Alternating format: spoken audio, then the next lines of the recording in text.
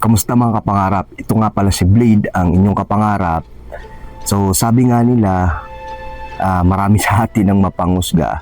So I want to share my personal way of judging other people. And please do react kung agree kayo sa mga sasabihin ko.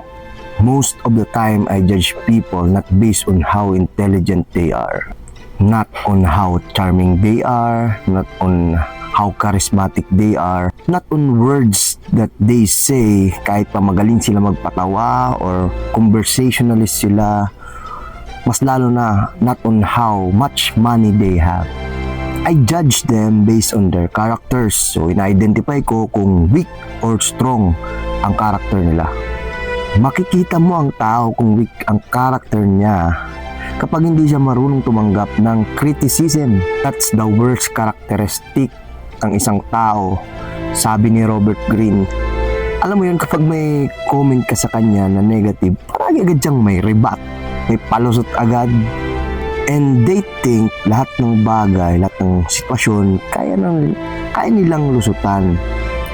Kasi kung ano-anong sasabihin nila, kung anong palusot, without being responsible on it, kahit pasabihin in the first place, kasalanan naman talaga nila.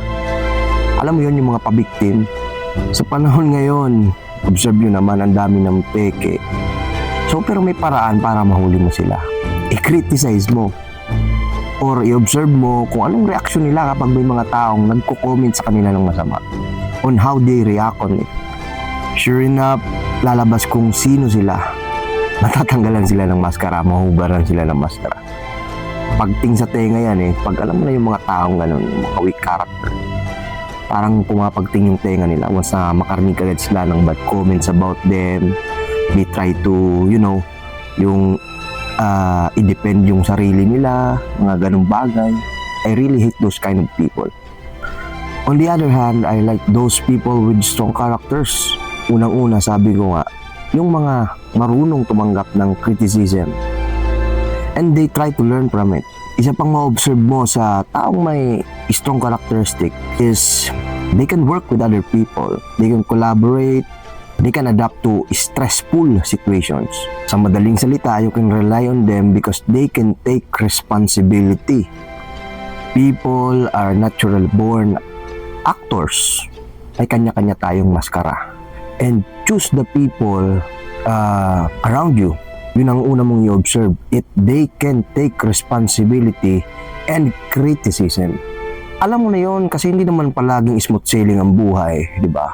Mapa sa pamilya pa man yan, masa trabaho, di ba, sa mga kaibigan mo. Yung alam mo yung taong may strong personality, na pag may mga error, marunong silang umako Kahit minsan nga, hindi nila kasalanan. I am to blame. Mga ganun ba? Ang sarap kasama ng mga ganung tao. Personally, I try to find those kind of people, but unfortunately, I don't know if you agree with me, kakaunti na lang sila ngayon. So, yun lang mga pangarap. Yun lang may share ko sa inyo ngayon. And have a blessed week ahead. Bye-bye.